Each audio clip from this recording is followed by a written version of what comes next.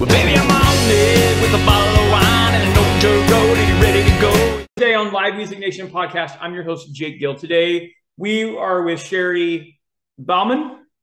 Chari Bauman. Chari Bauman. I blew both the first and the last name. Holy crap. With the Woodsen County Chamber of Commerce in Yates Center, specifically talking about Yates Center Days, but also any other event that you guys might have through the year that has live entertainment and live music. We'd love to hear about that as well. So thank you for joining us today. Yes, glad to be here. How long have you been with the Chamber? I started in November of last year. Oh, very good. And what were you doing before that?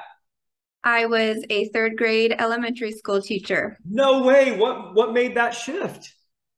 A lot of things made that shift. The main theme there was my health. Overall, the stress of that position was getting to me, and Yeah, I changed, and this has been a good change. you like it. You like what you're doing. Yes. What are some of the best aspects of your position there at the Chamber that you enjoy the most? So I have a lot of different skills I can use to solve problems here, from graphic design to web design. Oh, nice. Working with business owners to help them with their social media and marketing. So just a lot of different things I get to do throughout the year. Yeah, no, that's very, very, very cool. Okay, so Yates Center Days. Give us a little background on that. How long has it been going on that you know of? Oh my goodness. It's been going on. Cindy, is it the 70s? I believe it's the 70s is when Yates Center Days began. And the main celebration is bringing back alumni who graduated from Yates Center. And then, of course, all of the added benefits from shopping at vendors. We get food vendors. We have live entertainment during the day and in the evening. We did a car show the last couple of years. And then, of course, we have a parade that kind of ends the event. And the last couple of years, we had a bowl bash along with it on Sunday. Oh, very cool. Very cool. So we were talking earlier, we just came through on Highway 54 and drove through Yates Center. The town is actually growing. You actually have some little towns on the outside that it kind of like have surrounded it. It makes it almost like a little metro complex. That was kind of cool. And your town square is incredibly it's just beautiful between the courthouse and everything. Does your parade encompass that whole square? Yes. Yes. Very, the parade cool. begins down by our high school, comes around the square a couple times. It's a really cool place to hang out. Yeah, no, absolutely. Let's talk about the live entertainment portion. Where do you have your bands in your live music, and really what role does that play for you guys? So it's changed throughout the years. Some years it's been very, very local entertainers who are out of our bandstand. And then the last couple of years, there's been bands. We set them up on a stage that Light Hardware lets us use. Oh, yeah. This year, Brick Horse. They did a really nice job. We had some people doing line dances in the street.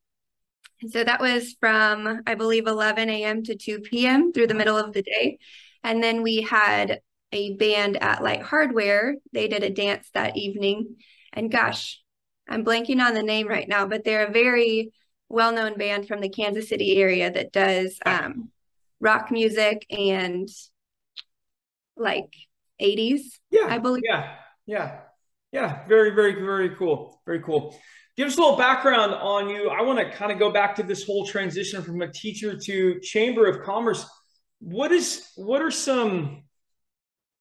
a lot of young ladies and young men out there who are in that transition of career, and some of them were forced because of COVID and different things like that. So what are some key factors that you could give, and some keys of advice when someone's thinking about making a career change? What would you recommend that they do? So first off, I think you have to have a really clear idea of why you're leaving. The reason can shift how you should approach it.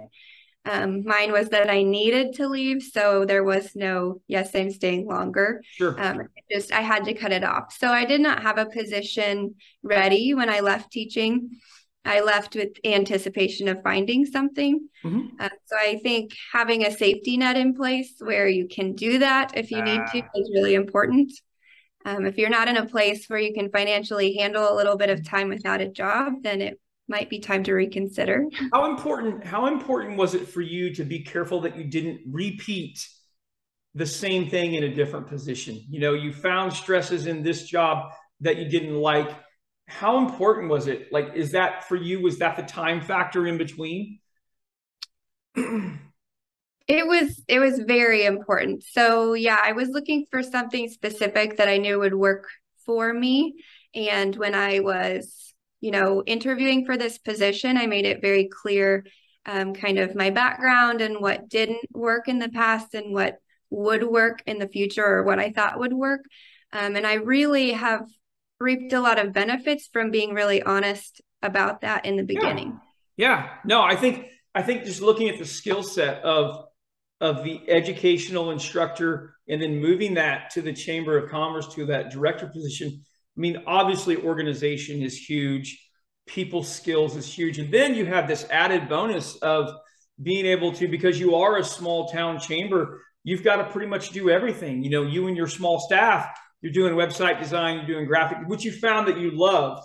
And that's pretty important as it goes through there. That's awesome. Very cool. I like to highlight some of those things because we have listeners of all ages, and they're transitioning in their careers. A lot of them are going from day jobs to musicianship.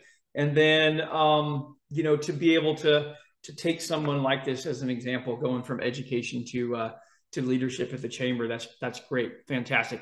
Okay. A couple fun questions real quick. What's the best concert that you've ever seen your entire life, Chari? So I would have to say I've seen Shinedown perform twice, and both times they've blown me away. They're not a band I listen to a whole lot just regularly, but when you go see them in concert, they are excellent. Yeah, that's fantastic. All right. Last fun question. Dead or alive, you could bring one musical act to Yates Center days. Who would you bring, dead, alive? Money's no matter. My assistant and I were talking about this right before we got on. We thought one that would probably speak to a lot of people and that a lot of younger people and older people enjoy would be CCR.